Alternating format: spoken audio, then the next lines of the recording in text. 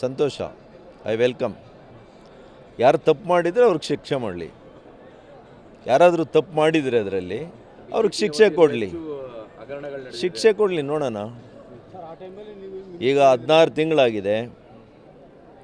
ತಿಂಗಳಾಗಿದೆ. ತನಿಖೆ ಮಧ್ಯಂತರ ವರದಿಯನ್ನು ತರಿಸ್ಕೊಂಡಿದ್ದಾರೆ. ತನಿಖೆ ಆದಮೇಲೆ ಮಧ್ಯಂತರ ವರದಿ, ಅಂತಿಮ ವರದಿ ಯಾವಾಗ ಬರುತ್ತೋ ಗೊತ್ತಿಲ್ಲ. ಇದೆಲ್ಲ ಆಗಲಿ, ನೋಡೋಣ. Let it come out. ನನಗೆ ಗೊತ್ತಿಲ್ಲ, ಅವ್ರನ್ನೇ ಕೇಳಬೇಕು. ಸರ್ಕಾರಗಳು ಯಾವಾಗಲೂ ಕೂಡ ಸೈಕಲ್, ಇದು ಚಕ್ರ ತಿರುಗ್ದಂಗೆ ತಿರುಗ್ತಾ ಇರ್ತದೆ. 16 ತಿಂಗಳಿಂದ 3 ವರ್ಷ ನಾವಿದ್ವಿ. ನಾವು ಆ ರೀತಿಯಲ್ಲಿ ಒಂದೇ ಒಂದು ಪ್ರಕರಣದಲ್ಲಿ ಮಾಡಲಿಕ್ಕೆ ಹೋಗಿಲ್ಲ.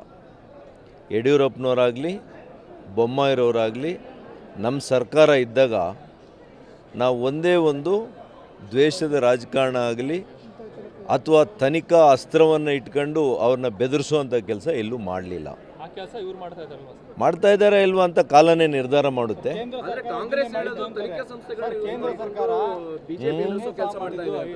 ಯಾರು IT BJP ಸರ್ಕಾರ ಬಂದ ಮೇಲೆ IT ಬಂತ? ಹಿಂದೆ ಜನಾರ್ದನ್ ರೆಡ್ಡಿ ಅವ್ರನ್ನ ಜೈಲಿಗೆ ಹಾಕ್ಸಿದ್ದಾರು. ಹಿಂದೆ ಎಷ್ಟು ಜನರನ್ನ ಜೈಲಿಗೆ ಹಾಕ್ಸಿದ್ದಾರೆ? ಯಾವ ಸರ್ಕಾರದಲ್ಲಾಗಿತ್ತದು?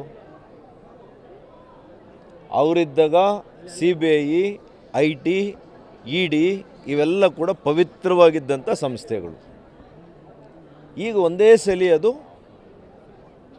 ವರ್ಸ್ಟ್ ಆಗಿಬಿಟ್ಟಿದೆ ಸಂಸ್ಥೆಗಳು. ಅದೆಲ್ಲ ಕೂಡ ರಾಜಕೀಯ ಪ್ರೇರಿತ ಆಗೋಗಿದೆ. ಕಾಂಗ್ರೆಸ್ ಯಾವಾಗ ಆಡಳಿತ ಕಳ್ಕಂತು, ಅಧಿಕಾರ ಕಳ್ಕೊಳ್ತು, ಆ ಎಲ್ಲ ತನಿಖಾ ಸ್ವಾಯತ್ತತೆ ಇರತಕ್ಕಂಥ ಸಂಸ್ಥೆಗಳ ಮೇಲೆ ಹರಿಹಾಯ್ತಾ ಇದ್ದಾರೆ. ಜನ ಇದನ್ನೆಲ್ಲ ಕೂಡ ನೋಡಿ ಅರ್ಥ ಮಾಡ್ಕೊಳ್ಳೋಷ್ಟು ಪ್ರಜ್ಞಾವಂತರಾಗಿದ್ದಾರೆ ದೇಶದಲ್ಲಿ. ಬಟ್ ಈಗ ಅವರು ತನಿಖೆ ವಿಚಾರ ಇಟ್ಕೊಂಡು ಎದುರಿಸುವಂಥ ಕೆಲಸ ಆಗುತ್ತೆ. ನಿಮ್ಮನ್ನು ಎದುರಿಸುವಂಥ ಕೆಲಸ ಆಗ್ತಾ ಇದೆಯಾ ಅಂತ ನೋಡ್ರಿ, ನಾವು ಎದುರಿಸ್ಕೊಳ್ಳೋಕ್ಕೆ ನಮಗೆ ಯಾವುದೂ ವಿಷಯನ ಬಚ್ಚಿಡುವಂಥ ಪ್ರಶ್ನೆನೇ ಇಲ್ಲ. ಅವ್ರ ಕೈಯಲ್ಲಿ ಪೆನ್ನು ಇದೆ, ಪೇಪರು ಇದೆ, ಪೊಲೀಸ್ನವರು ಇದ್ದಾರೆ, ಎಲ್ಲವೂ ಇಡೀ ಸರ್ಕಾರ ಅವ್ರ ಕೈಯಲ್ಲಿದೆ. ಅವ್ರಿಗೇನು ಬೇಕೋ ಮಾಡಲಿ. ಅವ್ರ ಕುರ್ಚಿ ಇರೋವ್ರಿಗೂ ಮಾಡ್ತಾರೆ, ಅಷ್ಟೇ ತಾನೇ. ಕುರ್ಚಿ ಹೋದ್ಮೇಲೆ ಏನು ಮಾಡ್ತಾರೆ? ಇನ್ನೊಬ್ರು ಬರ್ತಾರಲ್ವಾ, ಅವ್ರಿಗೆ ಮಾಡೋಕ್ಕೆ ಗೊತ್ತಿಲ್ವಾ? ಕಲಿಸ್ಕೊಡ್ತಾ ಇದ್ದಾರೆ, ಕಲಿತಾ ಇದ್ದೀವಿ. ಕಲಿಸ್ತಾ ಇದ್ದಾರೆ, ಕಲ್ಕೊಳ್ತಾ ಇದ್ದೀವಿ. ನಮಗೆ ಸಮಯ ಬಂದಾಗ ನಾವು ಕೊಡ್ತೀವಿ.